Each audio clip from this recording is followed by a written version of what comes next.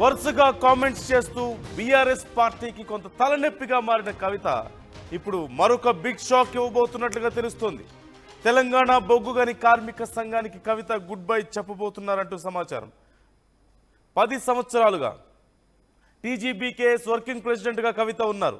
ఇటీవల కవిత స్థానంలో కొప్పుల ఈశ్వర్ నియామకం జరిగింది. కొప్పుల నియామకంతో కవిత అసంతృప్తిగా ఉన్నారంటూ తెలుస్తోంది. రేపు హెచ్ఎంఎస్ నాయకులతో కవిత భేటీ కాబోతున్నట్లుగా తెలుస్తోంది. వరుసగా ఒక్కొక్కటిగా బీఆర్ఎస్కు కవితకు దూరం పెరుగుతున్నటువంటి తీరు మనం చూస్తూనే ఉన్నాం. ఈ నేపథ్యంలో మొదటిగా లేఖతో మొదలుపెట్టి ఆ తర్వాత వరుసగా ఆ పార్టీలో ఉన్నటువంటి ముఖ్య నాయకుల్ని ఒక రకంగా చెప్పాలంటే తన మాటలతో చీల్చి చెండాడుతున్నారనడంలో ఎలాంటి సందేహం లేదు. వారిని డైరెక్ట్గానే విమర్శిస్తూ చేస్తున్నటువంటి కామెంట్స్తో ఆ నాయకులు సైతం కొంత గందరగోళంలో ఉన్నారు. అంటే కవిత బీఆర్ఎస్లో కొనసాగుతూనే బీఆర్ఎస్కు వ్యతిరేకంగా కామెంట్స్ చేయడము, లేదంటే బీఆర్ఎస్లో ఉన్నటువంటి ముఖ్య నాయకులను విమర్శించడము, ఇవన్నీ మనం చూస్తూనే ఉన్నాం. ఈ నేపథ్యంలో కుటుంబం నుంచి కూడా పెద్దగా కవితకు సపోర్ట్ రావడం లేదు అంటూ ఆవిడే ఒప్పుకున్నారు. చాలా సందర్భాల్లో తన మీద ఇష్టం వచ్చినట్లు ప్రచారం చేస్తున్నా సోషల్ మీడియాలో కానీ, లేదంటే నాయకులు తన మీద కామెంట్ చేస్తున్నటువంటి నాయకులను కానీ కేసీఆర్ కానీ కేటీఆర్ కానీ పెద్దగా కంట్రోల్ చేయడం లేదు అంటూ పైనున్న వాళ్ళ నిర్లక్ష్యం వలనో పైనున్న వాళ్ళ సపోర్ట్తోనో ఇలాంటి వ్యాఖ్యలు చేస్తున్నారు నా మీద అంటూ కవిత చేస్తున్నటువంటి కామెంట్స్ మనం చూస్తూనే ఉన్నాం. ఈ నేపథ్యంలో ఇప్పుడు మరొక అంశం తెర మీదకి వచ్చింది. ఇప్పుడు ఈ బొగ్గుగని కార్మిక సంఘానికి సంబంధించి ఏం నిర్ణయం తీసుకోబోతున్నారు అనేదే చాలా కీలకంగా మారింది. టీజీబీకేఎస్కు కవిత ఇక దూరం అవ్వబోతున్నారా? 10 ఏళ్లుగా కవిత కొనసాగుతూనే ఉన్నారు అధ్యక్షురాలు, గౌరవ అధ్యక్షురాలుగా. ఈ నేపథ్యంలో ఇటీవల కవిత స్థానంలో కొప్పుల ఈశ్వర్ నియామకం జరిగిన విషయం మనకు తెలిసిందే. కొప్పుల ఈశ్వర్ నియామకంతోనే పెద్ద చర్చ జరిగింది. ఖచ్చితంగా కవిత దీనికి సంబంధించి ఒక ప్రకటన చేయబోతున్నారు అంటూ కొంత సమాలోచనలు చేసిన తర్వాత దీనికి సంబంధించి కవిత ఒక నిర్ణయానికి వచ్చినట్లుగా తెలుస్తోంది. ఇక టీజీబీకేఎస్ను వదిలివేయబోతున్నాం, దూరం అవబోతున్నట్లుగా సమాచారం అందుతోంది. ఈ నేపథ్యంలో మరి మున్ముందు పరిణామాలు ఏ విధంగా ఉండబోతున్నాయి, ఇది ఇప్పుడు తీసుకునేటువంటి ఈ అంశంలోని ఈ నిర్ణయంతో ఫర్దర్గా పరిణామాలు ఏ విధంగా మారబోతున్నాయి అనేది కూడా చాలా కీలకంగా మారింది. మా ప్రతినిధి చంద్రశేఖర్ని అడిగి మరిన్ని వివరాలు తెలుసుకుందాం. చంద్రశేఖర్, డీటెయిల్స్ ఎలా ఉన్నాయి ఈ అంశానికి సంబంధించి? ఇప్పుడు 10 సంవత్సరాలుగా కవిత ఉన్నారు, రీసెంట్గా కొప్పుల ఈశ్వర్ని నియమించారు. సో కవిత ఇప్పుడు ఈ నిర్ణయం తీసుకోవడం అనేది పెద్ద విషయం ఏం కాదు. ఖచ్చితంగా ఇప్పటికే పార్టీ నుంచి ఒక ఇనిషియేషన్ వచ్చింది, కానీ కాకపోతే ఒక్కొక్కటిగా కవిత దూరం అవ్వడం అనేది మాత్రం మనకు క్లియర్గా కనిపిస్తుంది కదా. పరిణామాలు ఎలా ఉండబోతున్నాయి? నందు, ఖచ్చితంగా రాజకీయాల్లో తనదైనటువంటి ముద్ర వేయాలనేటువంటి తాపత్రయంతో ఎమ్మెల్సీ కల్వకుంట్ల కవిత గత కొంతకాలం నుంచి ప్రయత్నాలు చేస్తున్నారు. లిక్కర్ కేసులో ఎప్పుడైతే అరెస్ట్ అయ్యి జైలు శిక్ష అనుభవించి వచ్చారో అప్పటి నుంచి కూడా పార్టీ అనుకున్న రేంజ్ లో నాకు సపోర్ట్ చేయలేదు అనేటువంటి ఒక రకమైనటువంటి ఆవేదన కవిత మాటల్లోనే వ్యక్తం చేసింది గతంలో. ఆ తర్వాత జరిగినటువంటి అనేక పరిణామాల నేపథ్యంలో 42% బీసీలకి ఖచ్చితంగా రిజర్వేషన్ కావాలని చెప్పేసి ఆందోళనకు సిద్ధం కావడము, అలాగే ఆమె చేసినటువంటి స్టేట్మెంట్స్, కేసీఆర్ తో ఉన్నటువంటి అనుబంధము, అంటే పార్టీ పరమైనటువంటి అనుబంధాల్లో కొంత లైన్ పెరిగింది, దూరం పెరిగినటువంటి నేపథ్యంలో ఆమె గతంలో సైతం తెలంగాణ జాగృతి చాలా యాక్టివ్ రోల్ ప్లే చేసింది తెలంగాణ రాష్ట్ర ఉద్యమంలో అవతరణకు సంబంధించి. ఆ తర్వాత తెలంగాణ బొగ్గుగని కార్మిక సంఘం గౌరవ అధ్యక్షురాలుగా ఉంది. తెలంగాణ బొగ్గుగనికి సంబంధించి జరిగినటువంటి ఎన్నికల్లో సైతం తెలంగాణ బొగ్గుగని కార్మిక సంఘం పక్షాన ఆమె ప్రచారం చేసింది. గతంలో క్రియాశీలకమైనటువంటి పాత్ర పోషించింది. ఇటీవల కాలంలో కవిత కోల్ మైన్స్ ఏరియాలో పర్యటించినటువంటి నేపథ్యంలో తెలంగాణ జాగృతి ఖచ్చితంగా యాక్టివ్ రోల్ ప్లే చేయాల్సినటువంటి అవసరం వస్తుంది అని చెప్పి ఒక ఇండికేషన్ అయితే ఇచ్చింది నందు.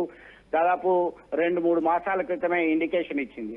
తాజాగా జరిగినటువంటి పరిణామాల నేపథ్యంలో రాజకీయాల్లో అంటే శాశ్వత మిత్రులు శాశ్వత శత్రువులు ఎలా అయితే ఉండరో ఈమెకి ఇక్కడ బీఆర్ఎస్ తో ఉన్నటువంటి అనుబంధం తెగేటువంటి అవకాశాలు ఖచ్చితంగా కనబడుతున్నాయని రాజకీయ విశ్లేషకులు అభిప్రాయాలు వ్యక్తం చేస్తున్నటువంటి పరిస్థితి మనకు తెలుసు. ఆల్మోస్ట్ ఆల్ డిస్టెన్స్ అయితే పెరిగింది. ఈ క్రమంలో తమ భవితవ్యం ఎలా ఉండాలి అనేటువంటి దాంట్లో భాగంగానే తెలంగాణ జాగృతి భారత జాగృతిగా మారింది. దీనిలో హిందూ మజ్దూర్ సభ, దాన్ని హిందూ మజ్దూర్ సంఘ్గా మనం పిలుస్తాం. కోల్ మైన్స్ లో రియాజ్ లాంటి నాయకులు ఉన్నారు. బొగ్గుగని కార్మిక సంఘానికి సంబంధించి కలిసి కలెక్టివ్ గా పనిచేద్దాం అనేటువంటి ఉద్దేశంతో ఒక చర్చలు జరిగేటువంటి అవకాశం ఉంది. రేపు హైదరాబాద్ లో హెచ్ఎంఎస్ నాయకులతో తెలంగాణ జాగృతి నేత కవిత ములాఖత్ అవుతుంది, మాట్లాడతారు, క్రియాశీలకంగా వ్యవహరించాలి. బొగ్గుగని కార్మికులకు సంబంధించినటువంటి సమస్యలు ఏమున్నాయి, వాటి పరిష్కారానికి ఎట్లా వెళ్ళాలి, దానిపైన సుదీర్ఘమైనటువంటి చర్చ జరిగే అవకాశాలు ఉన్నాయి. రెండు కూడా కలిసి పోరాటం చేద్దాం అనేటువంటి ఇండికేషన్ ఇప్పటికే ఇరు వర్గాల నుంచి వచ్చినటువంటి పరిస్థితి మనకు అందుతున్నటువంటి సమాచారం. నందు రైట్. అంటే ఓవైపు పార్టీ కొప్పుల ఈశ్వర్ విషయంలో ఒక నిర్ణయం తీసుకోవడం, కవిత సమయంలో ఖచ్చితంగా ఇలాంటి నిర్ణయాల పట్ల కొంత అసంతృప్తి అయితే ఉంటుంది. మున్ముందు పరిణామాలు ఎలా ఉండబోతున్నాయి పార్టీలో? ఇప్పుడు బీసీ రిజర్వేషన్కి సంబంధించి ఓవైపు బీఆర్ఎస్ ప్రయత్నాలు చేస్తుంది, మరి కవిత తన ప్రయత్నాలు తాను ఇండివిజువల్గా చేసుకుంటున్నటువంటి పరిస్థితి కూడా మనం చూస్తున్నాం కదా. సో ఈరోజు రాఖీ సందర్భంగా కూడా ఎక్కడ పోస్ట్ కూడా కనిపించలేదు కేటీఆర్కు రాఖీ కట్టినట్లుగా కూడా. సో ఏం జరగబోతుంది?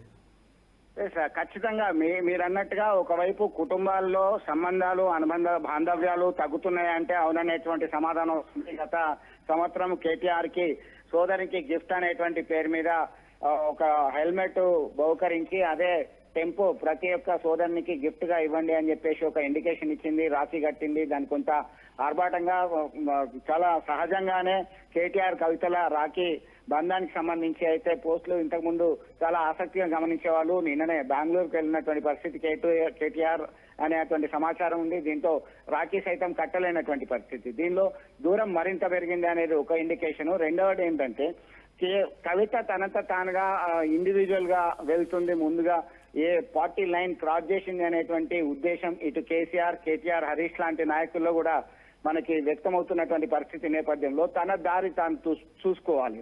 అయితే జాతీయ పార్టీలో చేరడమా, తాను తెలంగాణ జాగృతి పేరు మీదనే ముందుకు వెళ్లడమా అనేటువంటిది రెండు రాజకీయంగా తన ముందున్నటువంటి భవిష్యత్తు కార్యాచరణ అని చెప్పి కవిత తన సన్నిహితుల వద్ద అభిప్రాయం వ్యక్తం చేసింది. అందరి అభిప్రాయాలు కూడా తీసుకుంటున్నటువంటి పరిస్థితి. మనం సహజంగానే ఒక ప్రెషర్ గ్రూప్ గా ఏర్పడాలి. మనం రాజకీయాలని, తెలంగాణ రాజకీయాల్లో మన పాత్ర అనేది ఖచ్చితంగా ఉండాలి అనేటువంటి ఉద్దేశంతో పావులు కలుపుతుంది. దీనిలో భాగంగానే జాగృతిని మరింత యాక్టివ్ చేయడం, పెద్ద ఎత్తున జాగృతిని విస్తరించే ప్రయత్నాలు చేయడం కానీ ఇవన్నీ మనం చూస్తూనే ఉన్నాం. సో ఆ కోణంలో ఆ వైపు నుంచి కవిత కొంత కృషి చేస్తున్నారు. తనకంటూ కొంత క్యాడర్ని సమాయత్తం చేసుకునే పనులు కానీ, జాగృతి ద్వారా కొంత పనులు చేసుకోవడం కానీ, జాగృతిని బలోపేతం చేయడం ఓవరాల్గా. సో త్వరలో ఇక వేరుకుంపటి తప్పేలా లేదా? ఖచ్చితంగా మీరు అన్నట్టుగా తెలంగాణ రాష్ట్ర అవతరణకు సంబంధించినటువంటి ఉద్యమంలో తెలంగాణ జాగృతి కీలకమైనటువంటి పాత్ర పోషించింది. ఒక బతుకమ్మ అయితేంది, తెలంగాణ సంస్కృతి సాహిత్యానికి సంబంధించి అయితే, వారసత్వానికి సంబంధించి అయితే ఆమె కృషి కాదనలేదండి. దీనిలో భాగంగా ప్రతి జిల్లాలో ప్రతి ఏరియాలో ఆమె పర్యటించింది, క్రియాశీలకంగా వ్యవహరించింది. తెలంగాణ బొగ్గుగని కార్మిక సంఘానికి సంబంధించి సైతం తనదైన ముద్ర పోషించింది. దీనిలో భాగంగానే కవిత తన మార్కు ఎక్కడ పోతుందో అనేటువంటి ఉద్దేశం ఒకవైపు, తాను ఖచ్చితంగా మళ్ళీ నిలబడాలి, క్రియాశీలకంగా వ్యవహరించాలనేటువంటి ఉద్దేశంతోనే తెలంగాణ జాగృతి ఎప్పుడైతే టీఆర్ఎస్ బీఆర్ఎస్ గా మారిందో అప్పుడే భారత జాగృతిగా మార్చుకుంది. బీఆర్ఎస్ కి అంత ప్రభావవంతమైనటువంటి గుర్తింపు, ప్రాధాన్యత రాని నేపథ్యంలో అక్కడ టీఆర్ఎస్ నేతలే ఒక రకమైనటువంటి ఆందోళనలు ఉన్నారు. బీఆర్ఎస్ గా మారిన తర్వాత జరిగినటువంటి పరిణామాలు సహజంగానే తెలంగాణ జాగృతిగానే మళ్ళీ తమ యాక్టివిటీస్ తీసుకురావాలి, తనదైన శైలిలో ముందుకెళ్ళాలి, ఖచ్చితంగా పోటీలో ఉండాలి. స్థానిక సంస్థలు కావచ్చు, రాబోయే ఎన్నికలు కావచ్చు, దాన్ని దృష్టిలో పెట్టుకొని రాజకీయంగా తనకు ఒక ప్రాధాన్యత, తనకు ఒక లక్ష్యాన్ని ఏర్పాటు చేసుకొని ముందుకెళ్లాలి అని చెప్పి కవిత పావులు కలుపుతున్నటువంటి